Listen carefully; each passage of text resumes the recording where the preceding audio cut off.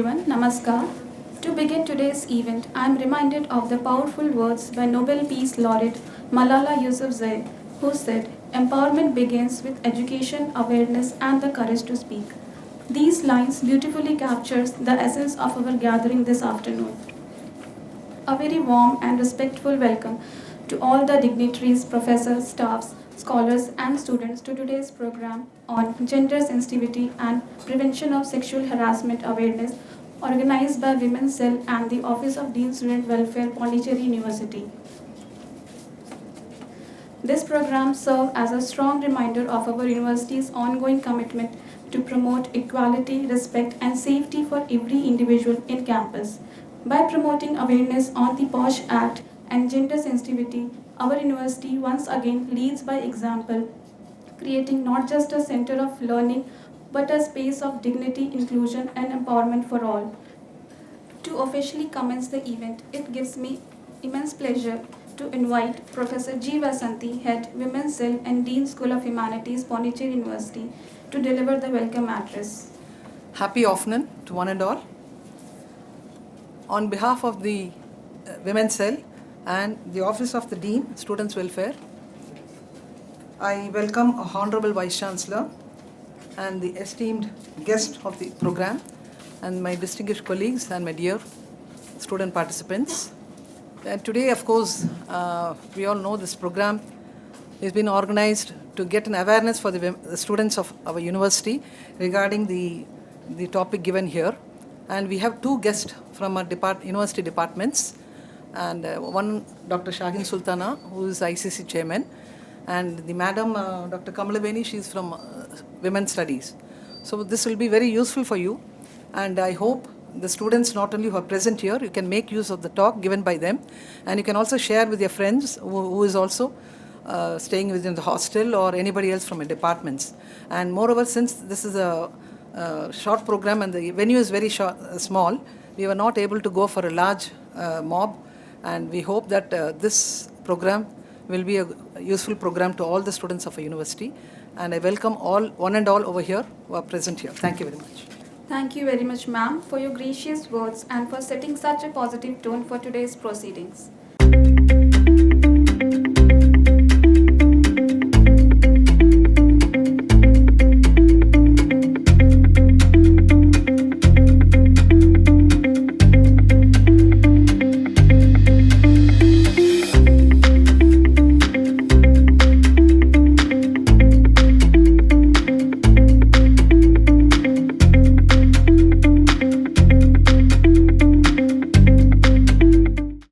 Through the operational system of the International Complaint Committee, that is ICC, in the university, it's my honor and privilege to invite Professor Y. Venkatrao, Dean Student Welfare, Pondicherry University, who is a visionary man and whose guidance continues to strengthen the students' community and promote a culture of respect, fairness, and inclusivity within our university. May I request Professor Y. Venkatrao. So very good afternoon to one and all.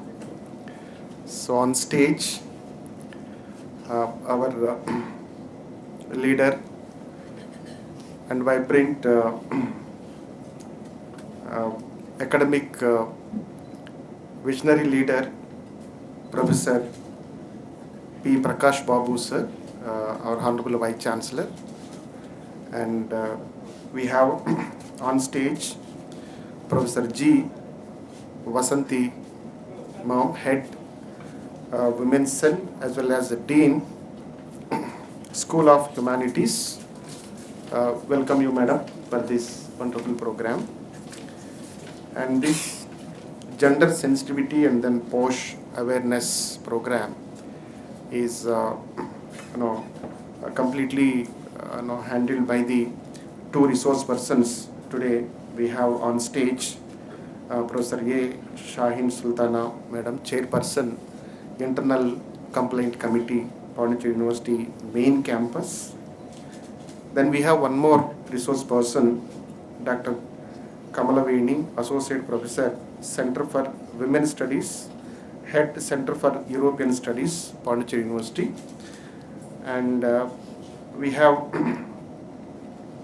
off the stage Professor C.B. George, Deputy Dean Students Welfare, and we have Dr. Shari Abraham, Associate Professor and Faculty Representative of Women's Cell. Madam is from Department of Tourism Studies. And off stage we have Student Council members, the President Ms. Shrestha and other council members. Our head of the department, English, and madam from Hindi, then other faculty, even madam from bioinformatics, the scholars, students.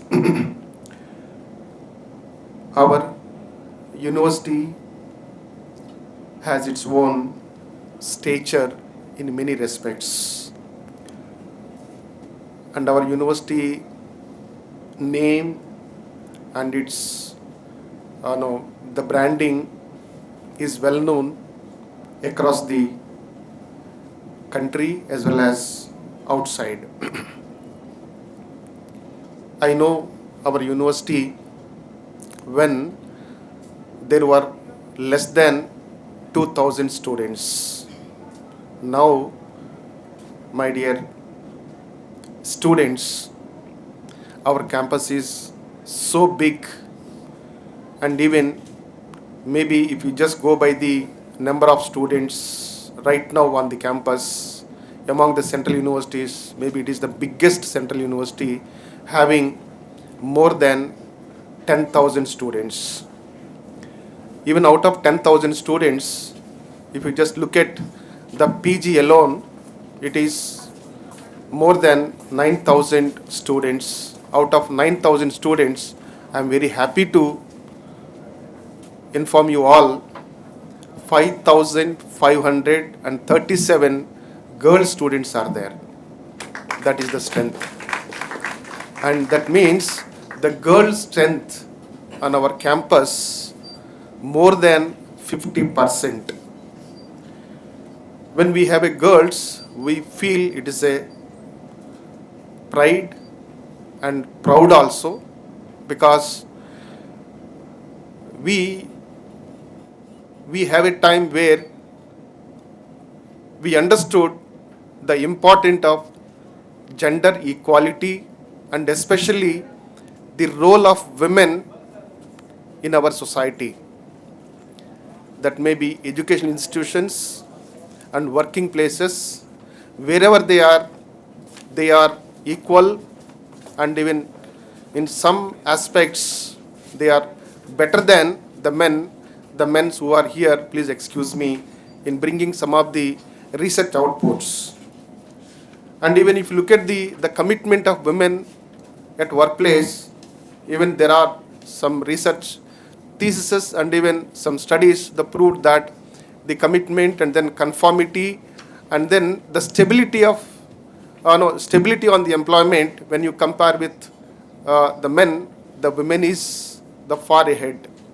So when we have such a wonderful the resources in our society, and it is not that we never ignore and neglect such an important the segment of our society, and no need to just look at the equality or inequality. We are all same, and we are all equally we play our role in our society.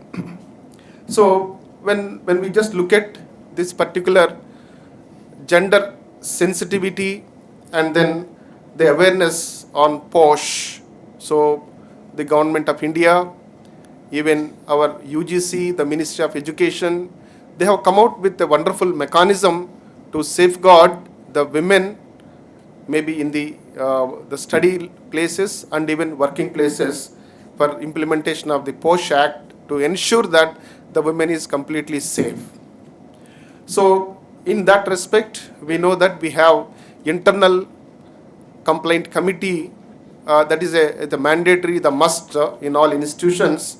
When we see our university, as I mentioned, it's a very big university across, and we have a main center, and then Karaikal center is there, and then Mahe community college is there, and even Pondicherry, the city, we have a community college, and then we have a Port Blair campus, and even our Honorable Vice Chancellor is looking further to expand, the strength of this university to cater the needs of the society. So in all these respects, when we look at this much jurisdiction for our university, so we thought that so wherever our centers are there, we should have one ICC. So with that, so even again I appreciate the students and the students the community who actually requested the elections for ICC. So we have done, and then so now we have the ICCs in all centers, including the main campus. In every center, wherever ICC is there, and there are elected students representatives, and then there is a system in place to safeguard our girl students, the safety and security, and then so their rights, right? So in this occasion, so we just I want to just highlight how the system is functioning in all the centers. We have ICC, and the ICC in the place, and any kind of issue with regard to the girls, they can very well brought to the notice of the concerned ICC for immediate resolutions, right? So over and above, we are all there to take care of all the girl students, and then our ICCs are there to address their issues at right time in a right manner. And so I must say that our Honorable Vice Chancellor has given a complete freedom, especially for Dean Students Welfare, in just establishing appropriately the ICCs in all the locations. So thank you so much for giving that type of support for all of us, right? So with this, I just conclude my my address, informing how the IC system is functioning in the Pondicherry University. Thank you very much. Thank you so much, sir, for sharing your valuable insights and for your continued efforts in upholding the spirit of safety, integrity, and care within our campus. Now it's time and my proud and privilege to invite our esteemed and honorable Vice Chancellor, Pondicherry University, Professor P. Prakash Babu, to deliver the inaugural address. Very good afternoon, all of you. Guests on the dignitaries on the dais, Professor Vasanti, Head Women's Cell, and also the Dean School of Humanities, Professor Venkat Rao, Dean Students Welfare, Professor Shahin Sultana, Chairperson ICC, and also Department of Social Work, Dr. Kamalavini, Center for Women Studies, and Head Center for European Studies, Professor CB, Deputy DSW, Dr. Sherry Abraham, and also other colleagues, faculty colleagues sitting here. I heard that student representatives also here, and other students, student communities, invitees, and non-teaching staff, and the media people. It's my great honor to be here on this occasion to organize the Gender Sensitivity and the Posh Awareness Day. I think for the last 1 week, all universities are conducting this one. I congratulate the Dean Students Welfare Office and also Women's Cell and also the ICC for taking such a kind of initiative and organizing this event. Let me also insist that these three bodies are here. I think this should be this kind of sensitivity programs not in a once in a year. It should go throughout the year. And also, I request the Dean Students Welfare and ICC to place some boards in the university at some places how this Posh Act is there, and also what are the implications of the people, those who are indulging deliberately in certain acts. So that should be noted in the different places, because this is also part of the mandatory program. Let me start with the few lines by Dr. B.R. Ambedkar, a progressive champion of the women upliftment. He said in 1920 itself, "I measure the progress of a community by the degree of progress which women have achieved." So this has been there. And the gender sensitivity is not a compliance. It should be a core institutional value. As the earlier speaker indicated that we have the large number of the student community. Professor Venkatrao, I think yesterday I have taken the statistics. So we have crossed the 10,000 mark. Now it is 10,000, around 500, and the balance is 330 women candidates are more than men. Okay, so more than 50% means it's really, and I wish it should go further. Now the progress with the campus is the every individual should feel safe. So that is the utmost, and also respected. So this safe means it's not the, see why they should feel insecure. Let us question ourselves why students should feel insecure, because everyone is equal. So it's a woman security. If somebody feels that one, it's a shame on the university campus, if any university campus that feels that one. So we should always respect, with respect we have to do. We say it's a human right. It's not the particular one saying that one. It's a human right, it's the dignity of this one. So gender identity is an equal important. And also the Article 14 and 15 specifically indicates that one equality and also prohibition of the sexual differentiation or discrimination. So this is enshrined in the Constitution. Even till today we have been insisting that one we should follow it. So why it is in the university system that we should really discuss it? Because university system is a place where the academic freedom is given. So students, all irrespective of the gender, all are equally treated. Academically, you are all free. So when there is a lab is open 24 hours or 12 hours, all are equally should be given. All should go there. Girl students, they should feel free to go to the lab and they should work. Go to the library and they should work. If something happens, if something is there, that is a shame on part of the university system, and we have to bear responsibility. Every individual, it's not one XYZ, it's not the DSW office or it's the university administration. It's every individual should contribute to the safe of the each and every individual in the campus. And also, we do this, especially in the sciences, we have the collaborative research.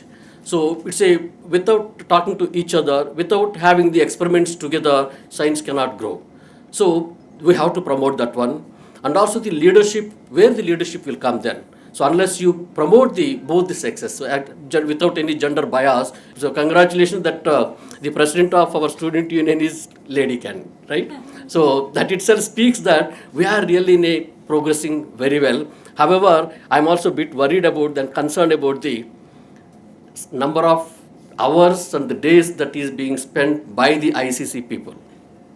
So that should come down. Council also, we have 15, more than 50% girls. Yeah, so congratulations, more than 50% is a good news for the, so I think we should really take this forward. And the reason why I said ICC should spend less time, number of cases should go down. People should behave properly. So they should feel that we don't have any work. So we should reach that stage only, then only we can claim that yes, 100% safe of this university campus. So other one is so there should not be any obstacles, as the Posh Act 2013 indicates that it's a robust legal mechanism has been provided if something goes wrong, and our ICC is the actually backbone, and they have been working on it, and we are following and we are implementing in toto all certain directions by the ICC. All the resolutions of the ICC is being in toto followed and implemented. And also, we should have the ICC is really working well with the confidentiality, fairness, and also protection against all such a kind of evils. And the gender sensitivity and the Posh complaints are collective responsibility. Both are equally there. And also encouraging the women's leadership and also participation is equally important. So every level. So normally whenever I form some committee, I'm telling you openly now, I see that some women candidates are there in the committee. I'm seeing that one. So when I'm placing the R&D director, I observed that no woman candidate has been the director of the R&D so far. I made it as a woman candidate as the director of R&D. So at every place I see that the representation is not less than 50%. I see that wherever it is possible, I'm keeping them. So we should make it, and also encouraging the women leadership and also participation, and also zero tolerance for the harassment. All the students, please keep a vigil. Keep a vigil and inform to the or complain to the ICC. ICC is very proactive and they are really taking care of such a kind of things against the discrimination and also the victim blaming. That's also important. And also the constitutional values are there, and also now the NEP 2020, it is the need of the hour. So when we are marching towards the Viksit Bharat 2047, NEP has been given a direction to all the university system how we have to go, what is the responsibility of the university system to travel to particular milestone and say that the India is developed. So in which it's already given that the inclusion and the equality or equity is one of the prime components of the NEP. So therefore, when it is inclusion, if you keep that everyone is equal, then it comes as the inclusion criteria. You have to make the inclusion of the everybody without any bias, without any discrimination. So that is the important one. And also we have been claiming that the SDG is our actual motto, and our university has been implementing this SDG. We are proudly announcing wherever we go. This is the university, we are completely implementing the SDG. SDG goal 5 indicates that the gender equality. So SDG 5 we have to implement in toto with all, irrespective of anything, all the departments, at faculty, non-teaching, students and every community in the university system. So therefore, the compliance to the commitment, we have to travel to the compliance to the commitment from awareness to the action. And also we have to show the empathy, accountability and the leadership promotion for this one irrespective of the gender. And also safety and dignity are not the privileges, they are the fundamental rights of the each and everyone. So let me conclude by saying that when institutions uphold the dignity and equality, they do not merely educate the minds, they transform the societies. So with this, let me conclude and say that let me congratulate the DSW office, Women's Cell and also the ICC for taking such a kind of initiative in arranging this meeting. I wish such a kind of sensitization programs should continue in every school as a mandatory event, and also display the boards at different places. I wish you all good luck and thank you very much.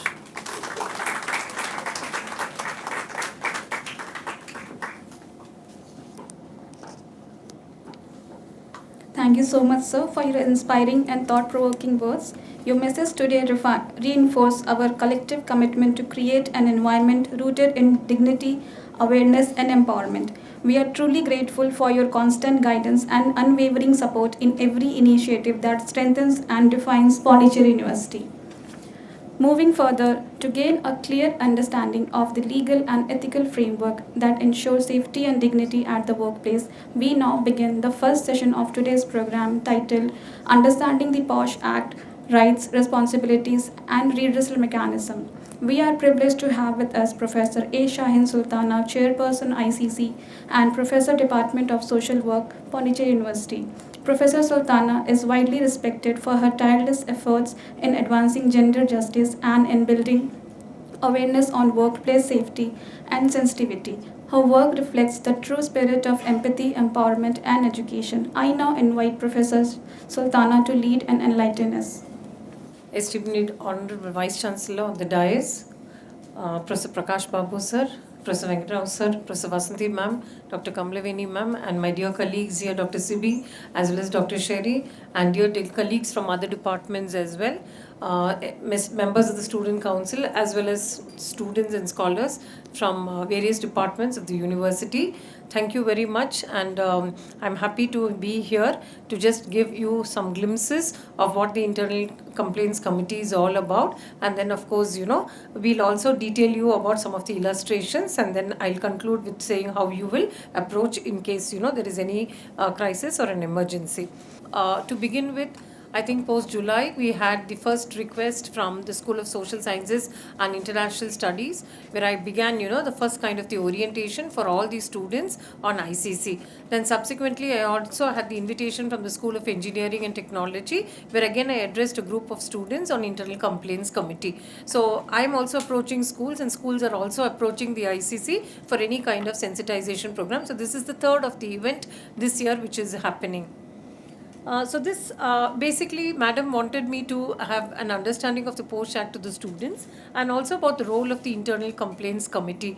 So this session is designed to create awareness about students about the sexual harassment of women at workplace. That is, we emphasize on 3: Prevention, Prohibition and Redressal Act 2013, which is commonly known as the Posh Act. It aims to foster safe, respectful and a gender-sensitive environment in educational institutions. So ma'am has given around 15 to 20 minutes to speak on this, and I'm going to certainly specifically speak about the implementation as to how it happens in higher educational institutions.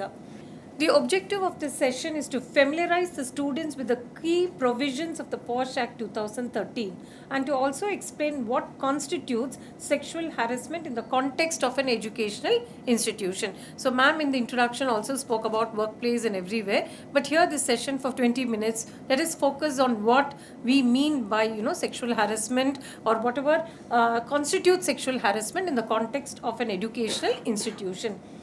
It also seeks to explain how students can approach the Internal Complaints Committee, we refer it to as ICC, in case they experience or also witness any form of sexual harassment. This session aims to equip students with the knowledge of their rights and also the procedures which are available for redressal, as rightly pointed out by Professor Venkata Rao sir. We have zero tolerance policy, and suppose if you witness or you experience, this is how you need to address your grievances, and I'm also going to speak about the grievance redressal mechanism. The next one. Okay, so before that, let's understand, what this Posh Act 2013 is about. It was enacted by the Government of India in December 2013 to provide a legal framework for the prevention as well as redressal of sexual harassment at workplaces, that includes colleges as well as universities, where I mean higher educational institutions. It draws its foundation from the Vishaka Guidelines laid down by the Supreme Court of India in 1997. The Vishaka Guidelines clearly emphasizes that sexual harassment as a violation of the fundamental rights, rightly pointed out by a Professor Vice Chancellor sir, to equality, life and dignity under the Indian Constitution. That is, any student who comes into our campus should never feel or experience or have any episodes of sexual harassment. They should feel very proud. They should move out as very reputed and esteemed individuals, not only, having a very nice time within campus, but also having a very safe campus where they go outside and be ambassadors of our own student community. The Act legally mandates institutions to create mechanisms such as the ICC to handle complaints and ensure a very safe working as well as a learning environment. So we emphasize on both working as well as a very, very safe and secure learning environment as well. Now, what is sexual harassment? It is very easy to just, give jargons or terms or terminologies, but exactly, what has been put down, we need to be very clear about. So, according to Section 2N of the Posh Act, sexual harassment includes any one, or it can be also more, of the following unwelcome acts of behavior, like for example, physical contact and advances. Second one, a demand or it can be a request for sexual favors. It can be also making sexually colored remarks, showing pornography, and any other unwelcome physical, verbal or non-verbal conduct of a sexual nature. So it can be under this framework, or also suppose if it's not mentioned, if you feel something, definitely you can bring it to our notice where we'll have this grievance redressal there. Now, these behaviors are considered violations if they interfere with a person's dignity. Okay, so we can have friendships, but when it crosses a boundary, something which is disturbing you, or you never felt, comfortable about that remark or about the gesture, then definitely you can bring it under that and you can report to us.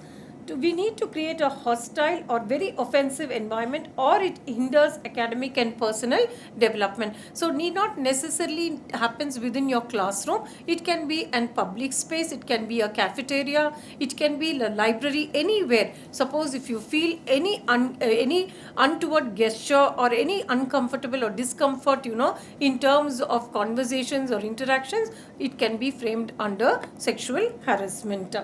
Yes.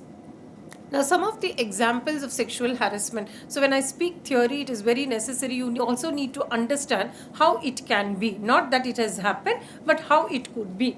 In an educational setting, sexual harassment can take many forms. It might include repeated and unwanted messages, because when we were growing up, we never had what is pager, we never had even public telephone. It would be under the supervision of a parent. But now mobile phones, every student has a mobile phone, you have an email and all that. So sometimes if you get any unwanted messages or comments on social media, persistent and unwelcome advances even from your classmates or even staff, sexually suggestive jokes, or even the circulation of offensive or explicit images and videos, you can bring it under the context of sexual harassment. Even behaviors that may seem very trivial and intended as humor, for that person it can be humor, but if it hurts you and if it really has offended you, like touching, lewd gestures or sexual innuendos, can have deep psychological impacts and are considered harassment under the act when they are unwelcome and they violate your personal space or my personal space and dignity. So it is very, very clear that if anything comes under this umbrella, you can feel comfortable enough to come and register, and then it will be screened or evaluated or assessed and examined under this framework. Yes, the next one. Now, what are the key terms? What do I say or mean by unwelcome behavior and consent? Now, the Posh Act is grounded in the principle of consent and the right to a safe environment. Unwelcome behavior refers to actions that are not solicited or accepted. Okay, I repeat, solicited or even accepted by the recipient, and it can cause discomfort or even distress for that matter. Consent must always be voluntary, enthusiastic, informed and given freely, not taken as an advance or an advantage. So if there is a friendship, there should be a consent. If it goes beyond, then definitely it can be framed under sexual harassment. Now, it must be emphasized that consent cannot be assumed based on silence. So you kept quiet when I was doing that. So that cannot be assumed in that particular perspective. Okay, previous interactions or the absence of resistance. I did try to come closer to you. You did not have any offense. Now why? So these questions cannot be placed. It doesn't, or it is not accepted at all. So silence or consent doesn't mean that if you have not objected to it. It can be out of fear, it can be out of panic, it can be also that you are in a trauma. So you can't take that based on your silence. So true consent can be withdrawn at any point. Suppose if you have a very mutual relationship and sometimes it goes beyond and you are not comfortable, you have a right to put it down very clearly. And everyone has the right to say no at any time. So if the perpetrator says no, that time it was fine, now why? Still it's your right. You put down, you can always mention this is not accepted, and you can just file a complaint. Now, how do we apply? All these terms are fine, but how do we bring it into educational institutions? So the Posh Act explicitly includes educational institutions within its scope, that is treating them as workplaces. So this is also considered as a workplace because we have students, we have teachers, we have researchers, we have administrative staffs, and all of us interact, for our functions. Hence, the law applies not only to employees but also to students, interns also, and visitors also. Anyone who comes into the campus, suppose if that person has experience, definitely he or she can bring it under a notice. This means that graduate and postgraduate students have the right to report sexual harassment, and institutions are legally required to take prompt and effective action. So it can be a UG student, it can be a PG student, it can be a scholar, a visitor, an intern, anyone. Suppose if they have experienced or they are experiencing anything which is not, suppose if it is not very conducive to that particular time, or even the experience is past but you feel fritters about that, you can always register about. The aim is to ensure that no one's education, safety or personal dignity is compromised. I go back to what Vice Chancellor Sir said, women have to be safe. They have to feel safe within a campus, and suppose if anything happens on the otherwise, definitely ICC will respond to it immediately. Now, how is the ICC the composition? Every educational institution must constitute an internal complaints committee to address complaints of sexual harassment, and Pondicherry University also has a ICC. The ICC should be headed by a senior woman faculty member, supported by at least 2 members from the teaching or non-teaching staff, and it could include an external member from a recognized NGO with expertise in that particular domain where she served, or she is actually contributed very much to the welfare, especially with terms of sexual harassment and so, experienced in dealing with women's rights. At least half of the committee members must be women, and this structure ensures that complainants are heard with empathy and decisions are also impartial and also legally sound. So that's why we have a combo. All the members, they come from diverse backgrounds so that they can contribute their expertise, and also in assessing and examining and also reviewing the case, it really helps. Now, what is our role? ICC is constituted. What do we do? So the Internal Complaints Committee is responsible for receiving the complaints of sexual harassment. See, basically this orientation is about to inform these students that look here, you have a problem. You need not necessarily have to experience and be silent on that. You have a body where you can go and complain, and we are the ones who are going to receive. So I'll be giving you the details of the email ID and the phone numbers also towards the end of the clipping. But the point here is that if you have any kind of a grievance, you can always approach us. We are the people who are responsible to take. You can address your complaint to the chairperson, ICC. Conducting fair and impartial inquiries and also recommending appropriate actions. It's not just finding out and then releasing it, but we also come up with appropriate resolutions, problem solving resolutions and actions also, so that that is nipped immediately. Its role extends beyond complaint resolution. It also involves spreading awareness, organizing sensitization programs, and ensuring that the campus remains a safe space for all. As I already mentioned, wherever there is a request, we've already acceded to, and we also ask, suppose if you have any time, in part of any program or something, if you feel like, we are ready to come and provide sensitization program. But our main agenda is about conducting inquiries and problem resolution. So we do it on parallel, but prerogative goes to the inquiry process. So the ICC must function with confidentiality, respect for both the parties, and adherence to due process, ensuring that justice is neither delayed nor denied. So in an educational institution, generally confidentiality is very, very essential, especially because it works with a teaching, supporting staff, student and a scholar relationship. So we are very, very particular about the principle of confidentiality. Yes. Now then we go on to how to file a complaint. Any aggrieved woman can file a complaint with the ICC within 3 months of the incident. So generally, as per the guidelines, it is, but then we've also had cases, where, but we inform the students that if you have a problem, don't keep it for a long. Try to, bring it to our notice so that we can resolve. Then you stay silent and you say this happened so many years back, then it becomes very difficult for us also to bring out facts and figures.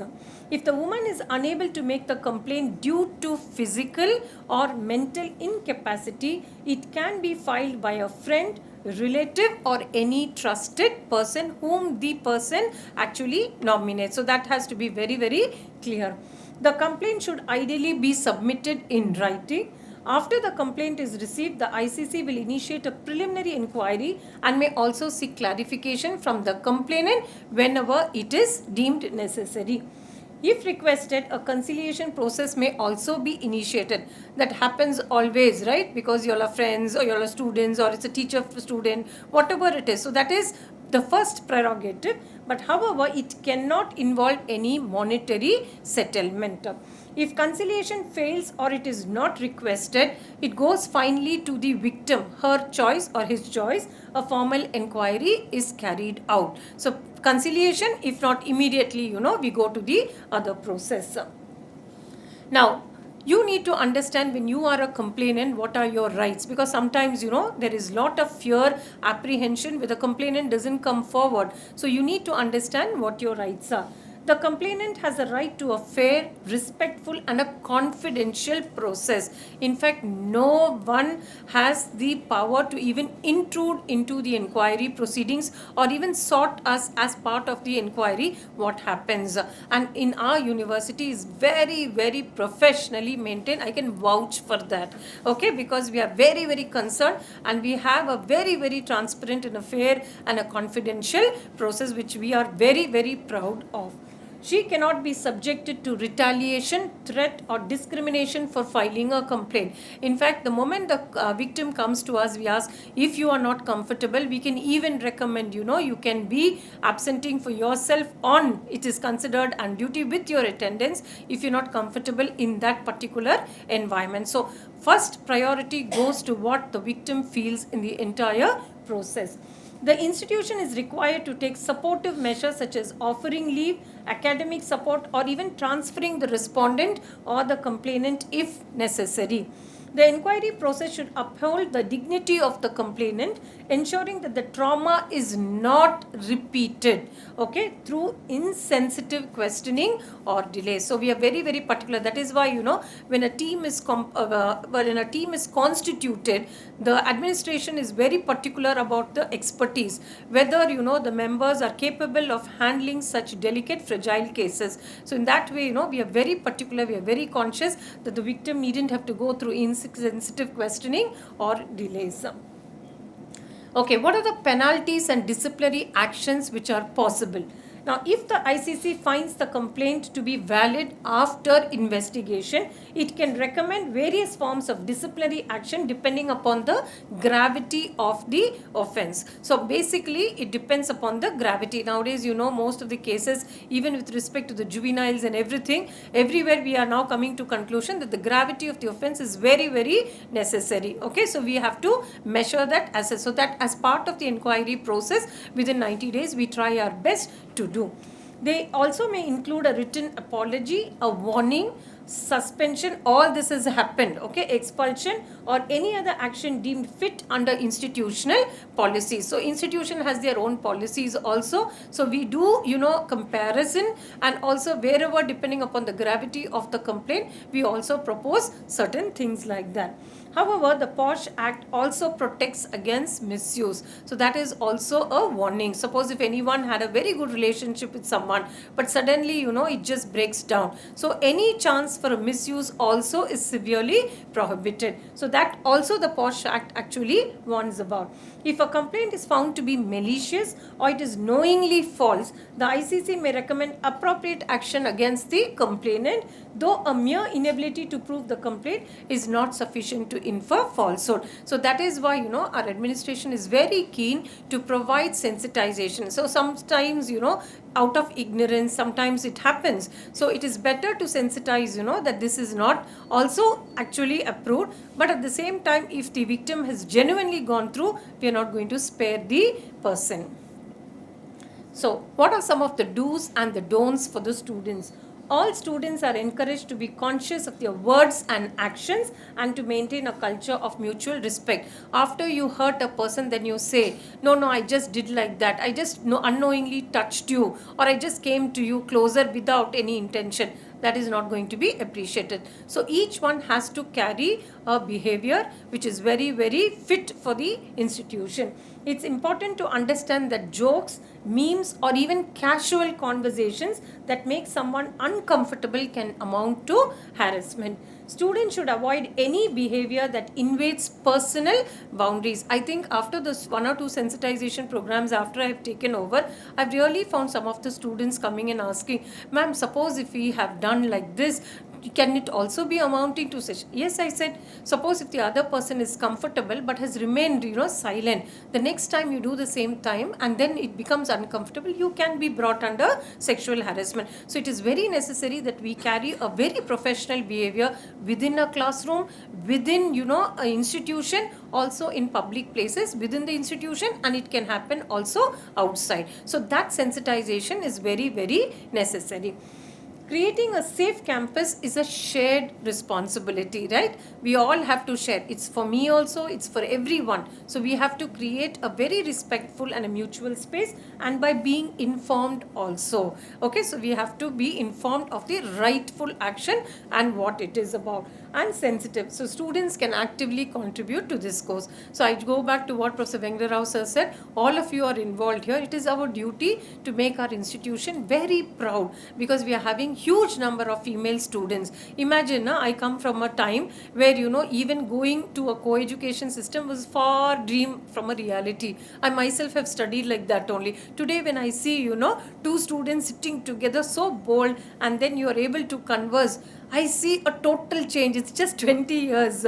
Okay. So out of my 23 or 24 years, I've studied in all female institutions. I got only 2 years to study. Today it's totally changed. I've now taught for more than 20 years, and I've seen 20 years of batches where both genders sit together. So that itself is a change for even all of us. So it takes time for us also to grow, for you also. For you it is normal. For us, that time it was not normal.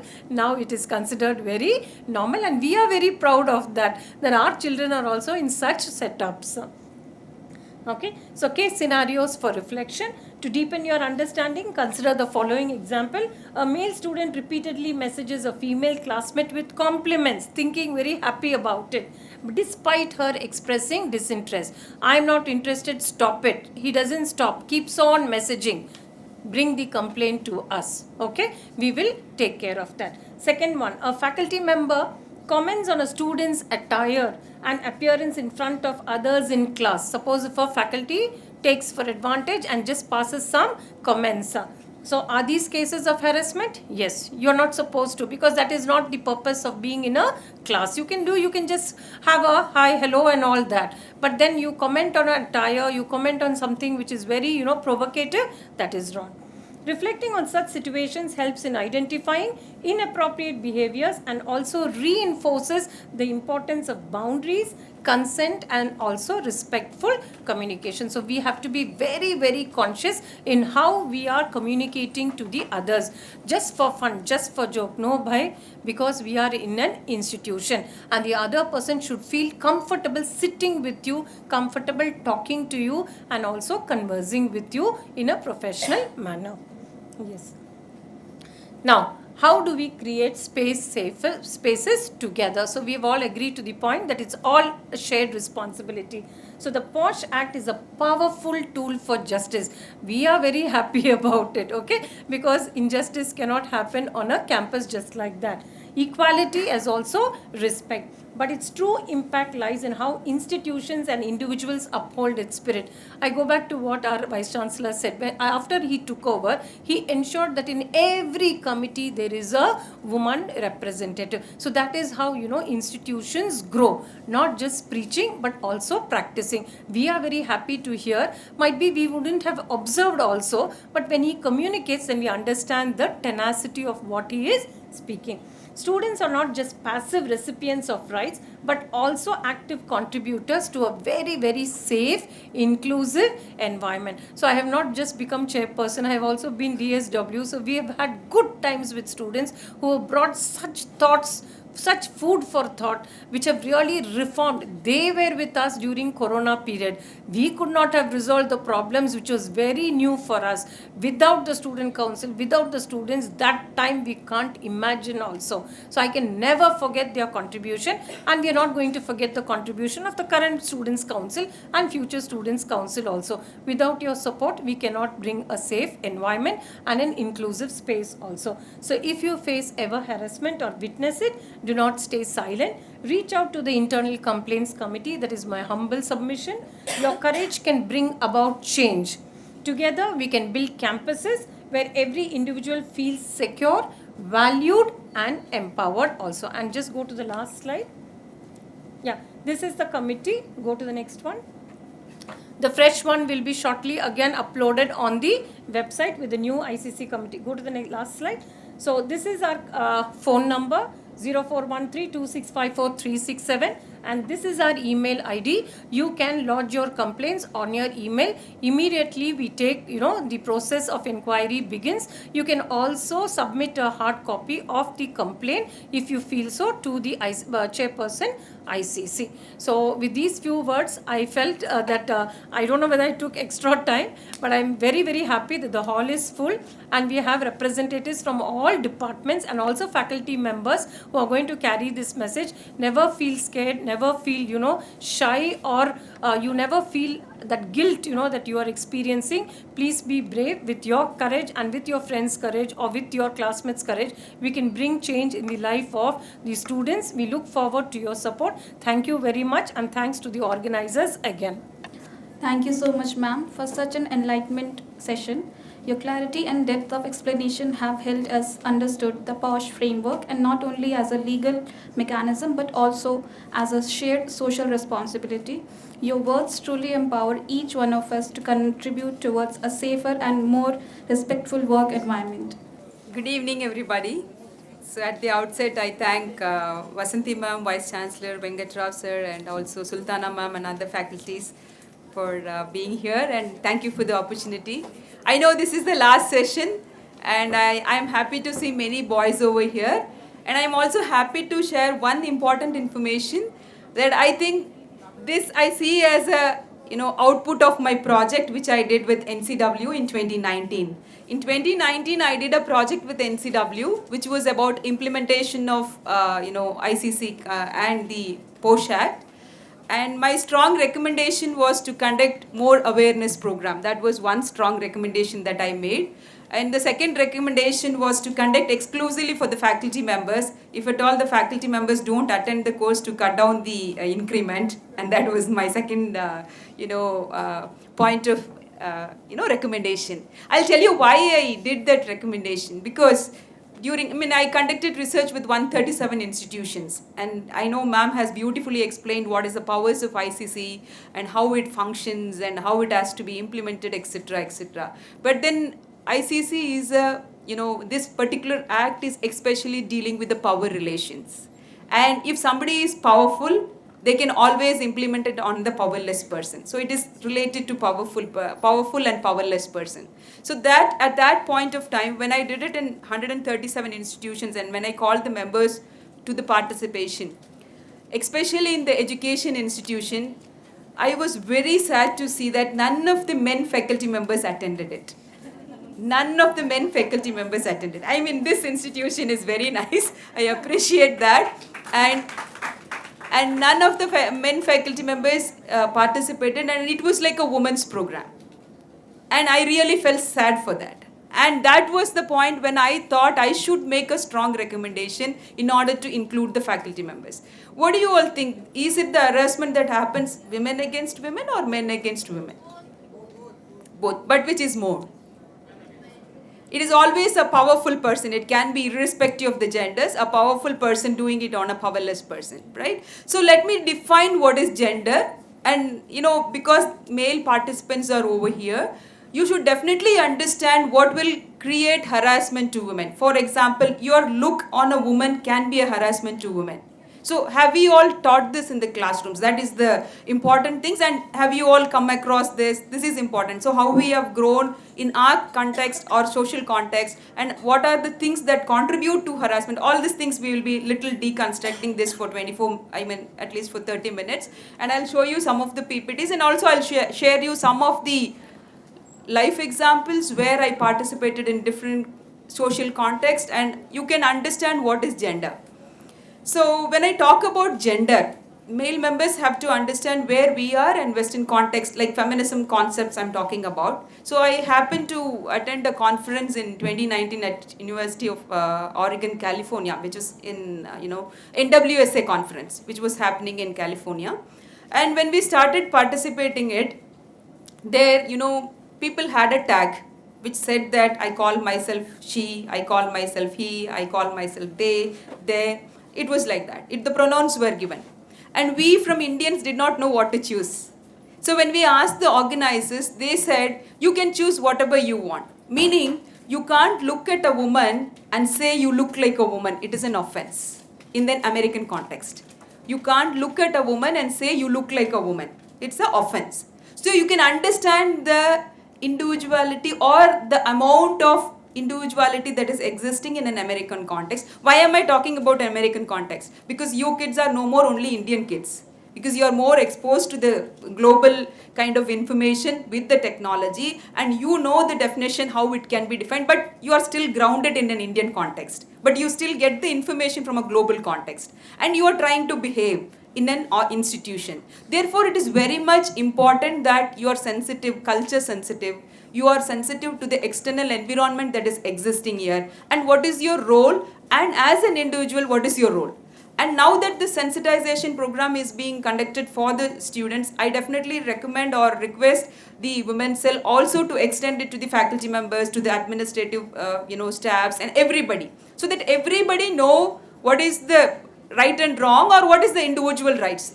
We can define it like that. What is individual right? So the whole committee and the whole environment needs to be sensitized, rather than just a small group or the small segment being sensitized. So in that context, let me talk about, we can go to the next slide. Let me just show you how we grow and how we are nurtured in our Indian context.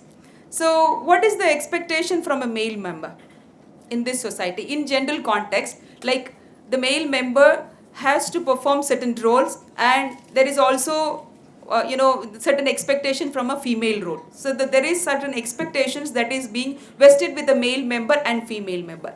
And in terms of both male and being female, now especially in the Pondicherry context, or if you say in here, there is more of independence that male and female can be friends. That's absolutely fine, because we are all living in a global context.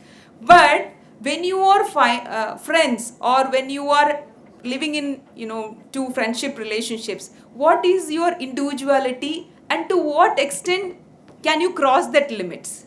So that depends upon the individualistic form of relationship that you have, which is not defined in the act, because the act clearly says that if a woman feels harassment, it is harassment done, which you can't witness it, which you can't see it. Today, a woman might like what you're talking. Tomorrow, she might not like. The same joke can be liked by one woman. The same joke can be disliked by the other women. So boys needs to be very much sensitized. Why am I talking again and again about boys? Is this act is totally biased. It is biased towards women. And there are a lot of arguments regarding this. Domestic Violence Act and Posh Act, both are biased towards women. And you cannot stand before this act if at all women takes up this act. So you can't find, you have provisions in other things, like say for example in other Article 1421, everywhere you can argue. But under Posh Act, it is exclusively for women.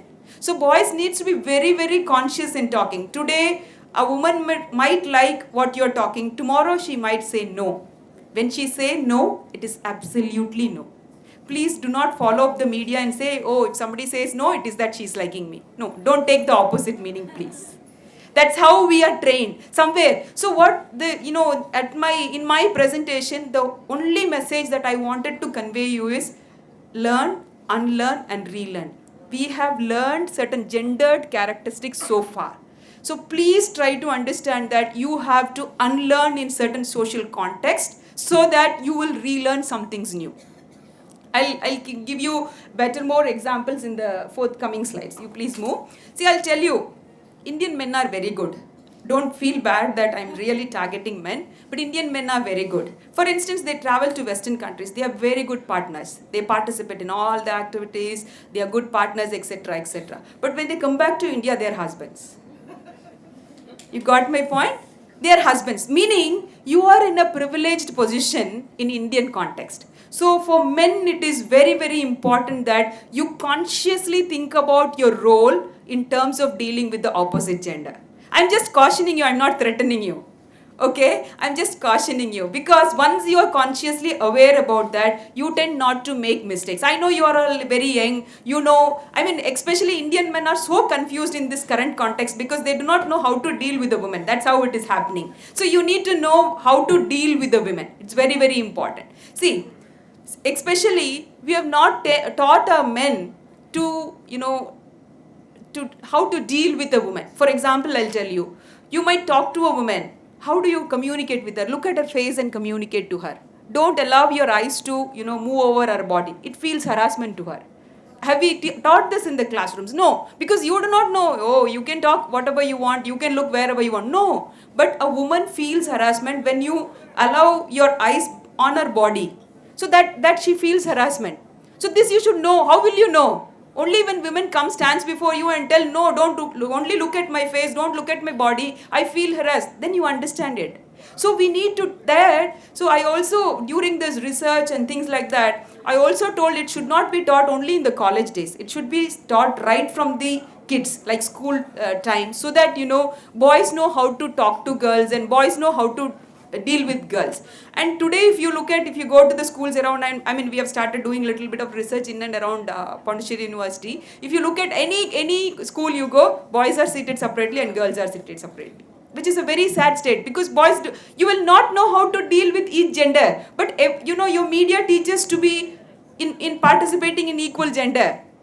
It is not only the parenting who does the parenting, it is the media who is also parenting. You spend majority of the time over there. Your social media teaches that.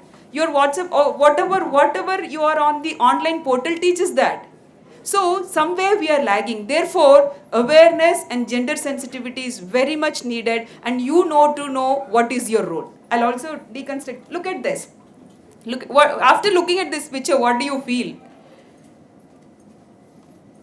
How are men taught roles? How are men taught roles? Men are taught to take leaderships. Of course, our previous speakers and Honorable Vice Chancellor and the other people were very good at being at least sensitized to look at, okay, this committee has got no women. But I'll tell you, you think that only students get harassment. No. Women get harassed in different positions. Women, as they achieve positions, they get harassed in different manners. So it can be a domestic space, it can be a workspace. Everywhere, women are looked upon as a second sex, and that is the reason that, women feel harassed. So when we say sexual harassment, people usually think it's only about the sexual connotation and it's about only revolving around the sex. No, not at all. When you talk about a sexual harassment, it can be a verbal communication or non-verbal communication which is closely associated to that. That is why I told you the same old joke that are told by a man can be received by one woman, or that can be, not received by the other women, right? So if you look at this, you can look at a woman and say, okay, woman's role is only in the kitchen. And that's how we are, starting the conversation, and we look at like that. But today we are fast moving, and we look at women, and women are being empowered. But this empowerment is giving a lot of transformation to women. But are we really training our men to accept that empowered women is the question, right? So men are somewhere lagging to accept this empowered women. So therefore, it is mandate that you need to understand how women are performing. So earlier those days, you could have seen your mothers who work at home, who come back to the office, they juggle back with the works, and you can never think that you will get a partner like your mother. It's not at all possible because those days are gone. The same old mothers don't want their daughters to suffer like that. They want their daughters to come out, to get educated, to be more independent. So in that space, if you look at a woman and if you are participating in that space, you need to understand that women are empowered. Women will not do this work or whatever spaces you are performing, you need to understand that. So the term sexual harassment is very important to understand. It does not only deal with the matter of sexual relationships. It also deals with other things like the physical contact, the communication, the physical touch, the voice that you raise. Your one word can harass other women. So you have to be very, very cautious when you have the discussion. It can be your friends. And where do we get the harassment from? It's always from the close relationships. And this particular girl really gets confused whether it is harassment or a normal communication, which means that you have created a hostile environment. You need to understand what is hostile environment. It not be a direct touch or a physical touch or a contact and say this is sexual harassment. No need. You could have created an uncomfortable situation to a woman.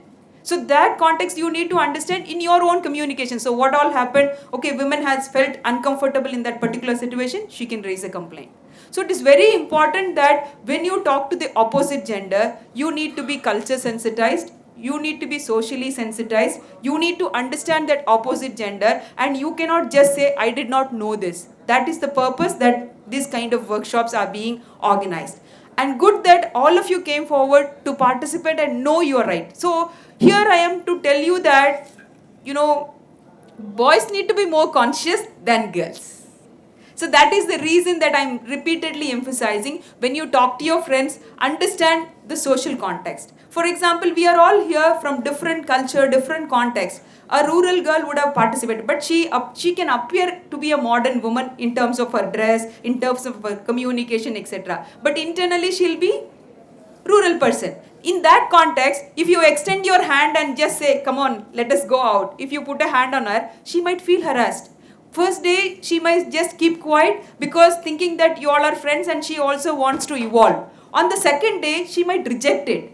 And you might end up fighting that, okay, yesterday you did not tell anything, but what is happening today? But today what is happening is true. That case will be taken up by the internal complaints committee. So I mean to say that this law is like a double-edged sword. So it has given so much of liberty to women. You would have thought, okay, why this kind of laws? Why this kind of things are needed? We could have evolved slowly. But I'll tell you, this law took nearly 16 years to get its own shape. And after that, 10 years to come to this level. I'll tell you a little bit of history.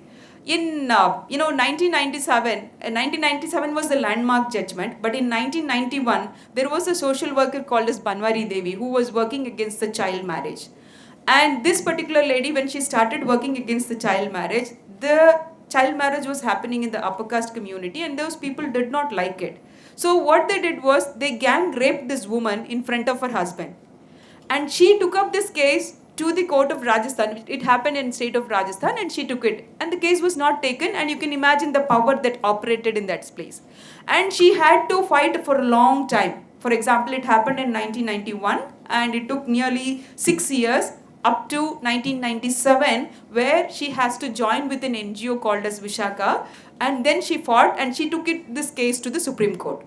In the Supreme Court in 1997, they brought out a landmark judgment which is called as Vishaka Guidelines. So then on, they started explaining what is workspace and what is physical harassment, what is sexual harassment. So the point of sexual or the workplace was clearly defined in the Vishaka Guidelines. And you can understand that in spite of legislations being implemented in the place, there are things not operating properly. But when this guidelines was implemented in 1997, it was very, very slow and people did not know. In 2008, I happened to attend a workshop which was purely about this explanation of guidelines, and it happened for 5 days. So many things were taught about what is, physical harassment with lot of examples, what is emotional harassment. So the terms called as emotional harassment, which you cannot visualize, all these things were taught. But then still, when it comes to the workspace, it was just taken for granted. Nobody bothered. Even when women came out to work, nobody bothered. But again, in 2012, there was also another case, which was Nirbhaya's case, who was a physiotherapy student who was, gang raped in a running bus.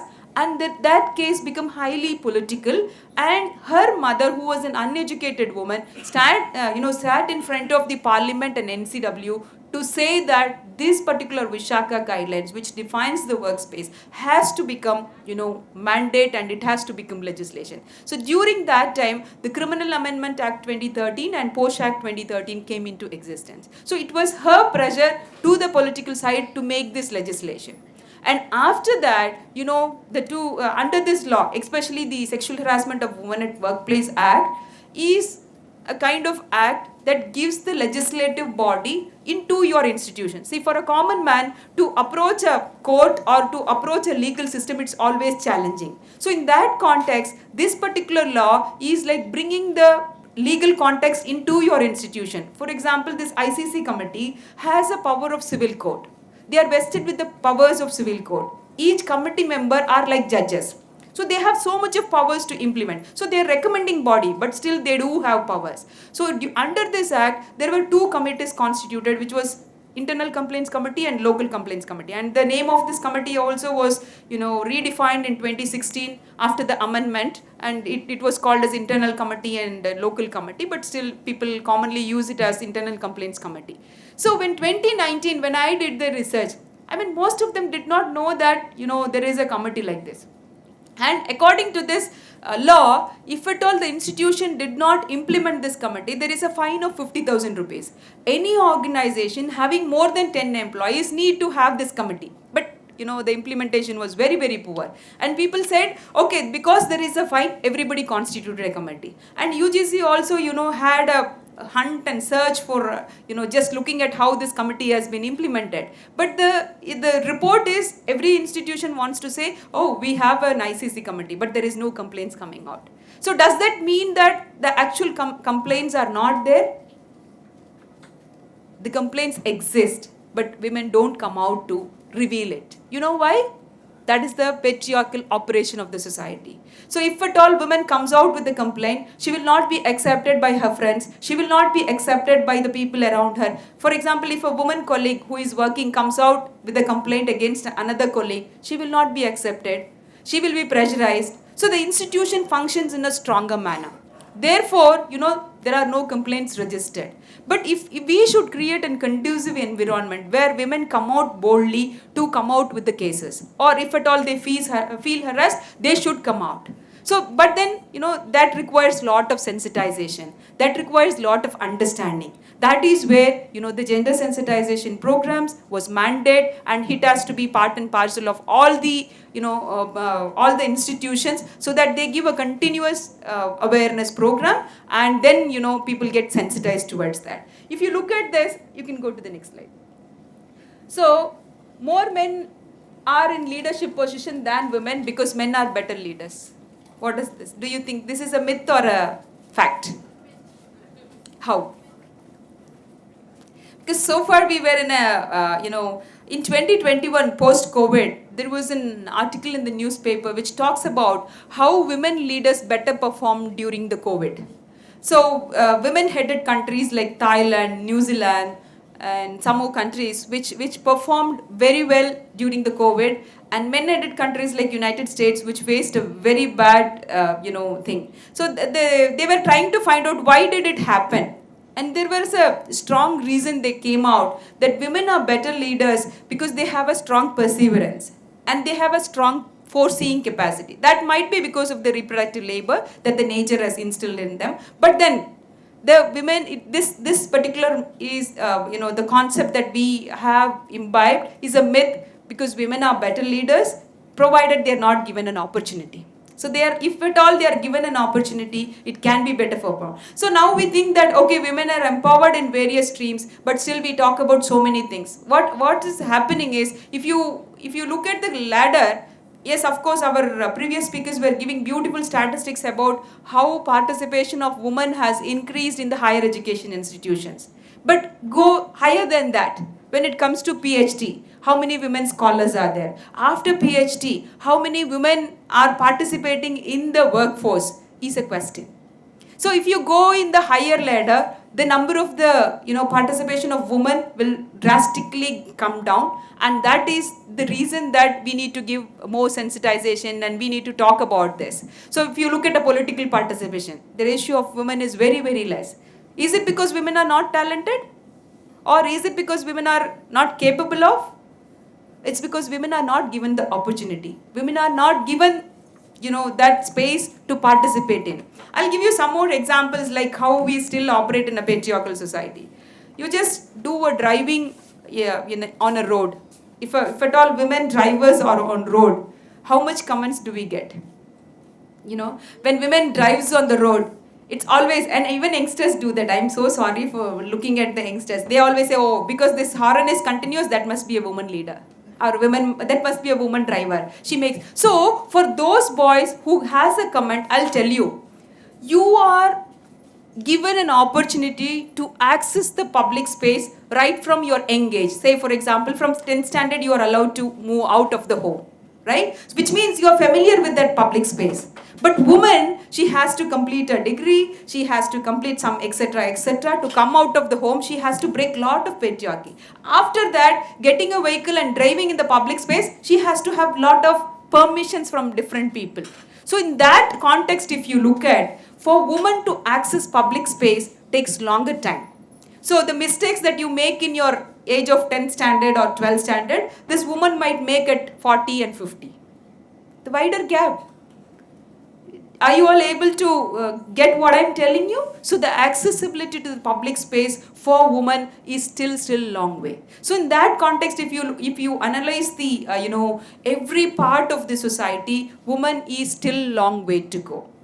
Therefore, if you look at a woman and make a comment or pass a comment, you need to be position yourself. You need to position yourself into the woman's standpoint and then make a comment.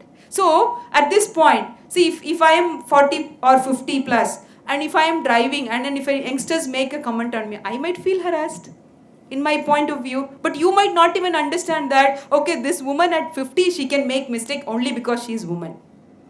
Right? So these kind of small things, small issues that we are brought up. I don't try to blame you, but the role models that you have seen, the role models that you have imbibed is the things that you have seen around you.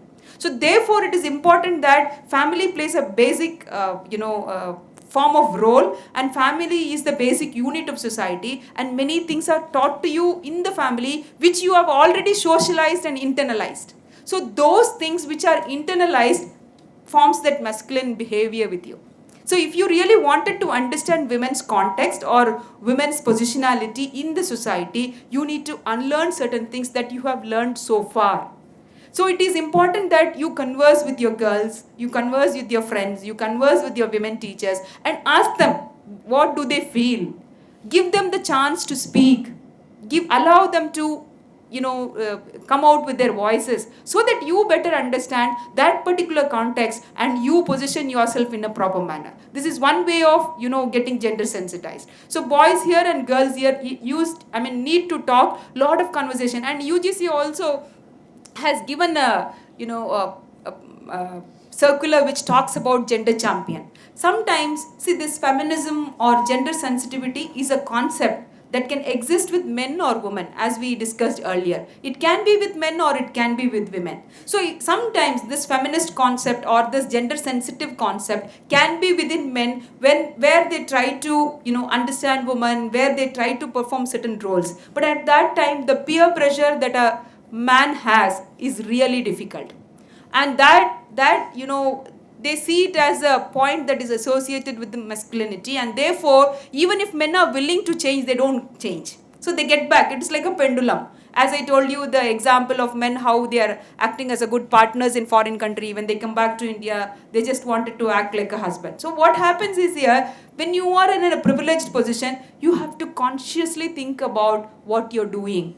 So the conscious performance of gender is very, very important to bring in a gender neutral society. And especially when you talk in terms of, Posh Act, that plays a major role, because it says what women feels harassment is harassment. Done with that. So any woman can feel any type of words that you talk to her might be a harassment in that. So that's why I say this is a biased law, but it is needed to some extent. Yeah, you can skip all this. There are many examples that I wanted to talk about. Yeah, we'll go back to the previous slide.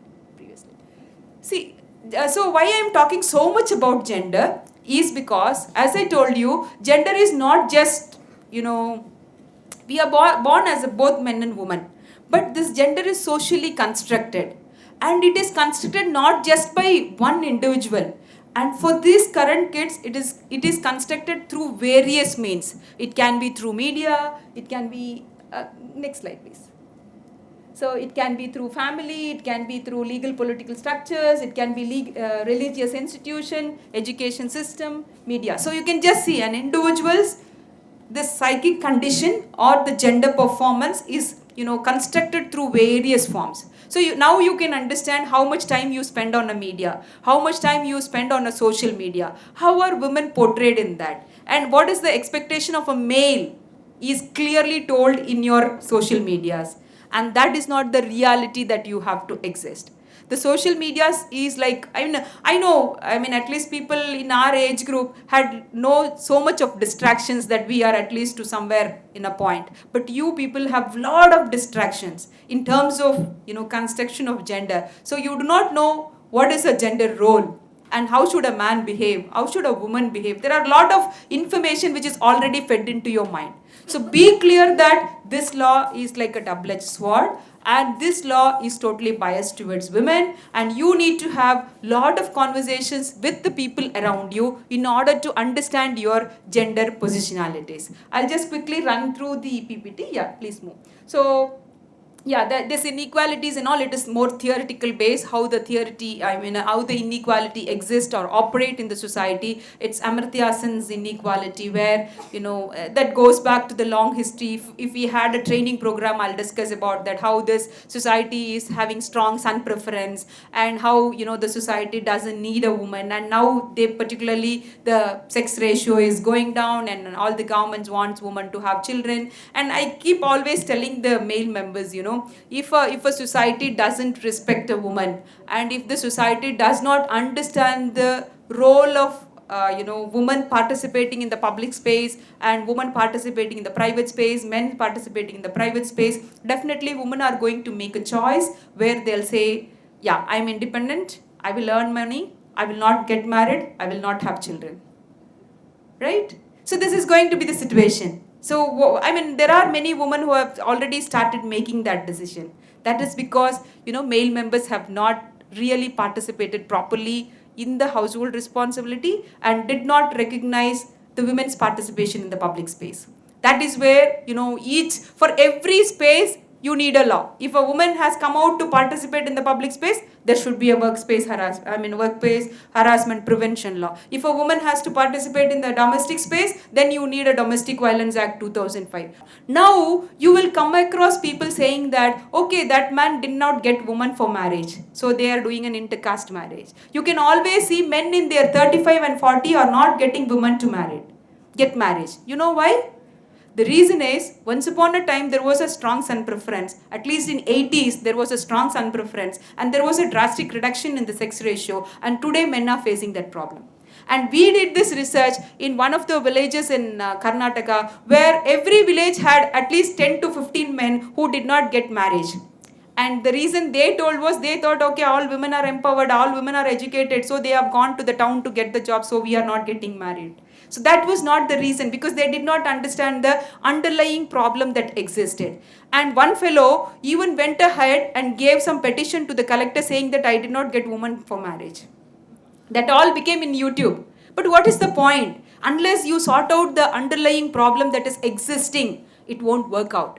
So that way, if you look at, if at all we don't respect, or if you don't allow women to work in a place, or allow women to get educated in a place in a peaceful manner, it's going to backfire the society. So what happens is, it is very important that all of us respect each other and maintain the dignity, and we do put one step ahead to understand women's positionality and standpoint, and we respect her for what she is. So your terms of physical or your terms of verbal or your terms of non-verbal communication also can really make women feel uncomfortable. If you create that uncomfortable environment, then you are under this act. Please remember that. So with this information, thank you all for the opportunity. You can run out this PPT and I've given different pictures onto that. You can just see over there. Thank you so much. Thank you, ma'am. Your words have reminded us that gender sensitization is not just a concept to understand, but a practice to live by each day and in our classroom, workplace, and in personal interactions. We truly appreciate your time, wisdom, and continued commitment in shaping a campus that is safe, respectful, and empowering for all. As we are nearing the conclusion of this impactful event, I take this moment to express heartfelt gratitude to everyone who contributed to its success. Now I invite Professor CBPS, Deputy Dean Student Welfare and Head Department of Tourism Studies, Pondicherry University, to deliver the vote of thanks. Very good evening to all of you. I know that all of you are getting ready to leave now. And the resource person have not left a space for me to speak also, because they have touched every aspect which actually we meant for. But still, it is my customary to do this vote of thanks.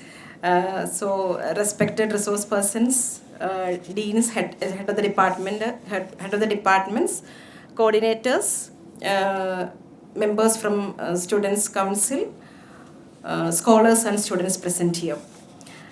Actually, when we organized this program, we actually thought of giving a sensitization for all the students, not only for girl students. I just wanted to mention that because for us, we wanted to have a campus which is more of gender sensitized, and where everybody is aware about rules and regulations applicable for, especially related to Posh, because we don't know in which way problems are coming and who are the people really facing situations. I know many boys here may have the question why our names, why it was not more emphasis on boys, where we will go and address our issues. So all this ICC is there for everybody. I just wanted to focus more on that. ICC is more, it is for everybody. But only thing is, as more the complaints are received from girls, we are focusing more into that. And in one way, I really appreciate everybody present here for not leaving the hall till now. Because with that we understand that how importance you are giving for this kind of awareness programs, and special appreciation to boys here, just to your presence itself is supporting the women in the campus. So I'm not taking much time. Actually, whatever I wanted to tell, I'm not going to tell now, because there is no time and you are all waiting to leave. And only one thing, I hope you all understood now what respectful behavior is in the campus especially, and the right to safety and dignity, understanding the safe boundaries, which is very, very important for everybody to know, and how to respond in such unsafe situation, whom to approach, supporting your peer group. That is again the role for everybody, supporting your peer groups when some of your friends face such issues. And understanding through all these, it is strengthening the institution's trust. That is the responsibility of everybody.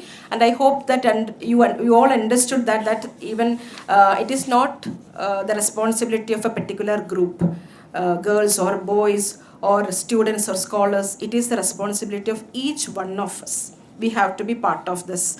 So I take this opportunity to thank our Honorable Vice Chancellor Sir for gracing this occasion, and for his inaugural address, and always for his unwavering support in promoting a safe and inclusive campus in Pondicherry University.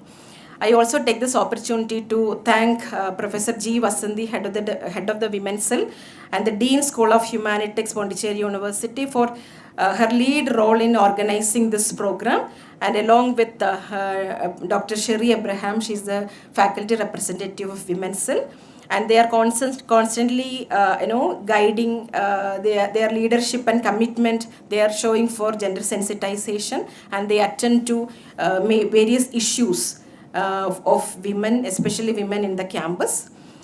So I extend my sincere appreciation to Professor Y. Venkat Rao, Dean Students Welfare, Pondicherry University. Sir is always there for the students community in the campus, and he has guided us and supported us in organizing this event for the students. So I thank him for his support, wholehearted support. And we from Students Welfare and from Women's Cell, we are grateful to our esteemed resource persons. First of all, Professor Shahin Sultana Madam, she is a chairperson of ICC, and she has given you a complete overview about what is Posh Act and the clear explanation of the rights, responsibilities and redressal mechanism, which it has given a great enhanced, understanding for each one of us, which will help us to be aware. It is no need, we don't need to wait for a situation to know things. If you are aware, you can reduce such problems in the campus. So I thank Madam for giving that awareness to all our students community here. I also thank Madam Dr. Kamala Veni, Associate Professor, Center for Women's Studies. Actually, Madam, when you were talking, I was relating to many things to ourselves. I hope our generation faculty members would have understood it really well. And then I felt that this generation, they are really blessed. And whatever privilege you are getting, and we got it after many years. One point again, I am emphasizing more now, every one of us, we have to unlearn, unlearn, learn and relearn. That we have to do, and many things we are learning from you. We are learning from students community. So that is what I really feel about it. And we Students Welfare and Women's Cell, we are really satisfied in organizing this program. I hope all of you are getting some benefit out of it. And thank you all for your presence. And my special thanks to our EMRC team, PRO section, and Office of the Dean Students Welfare, and Office of the Dean Humanities, and all of you present here. Thank you all.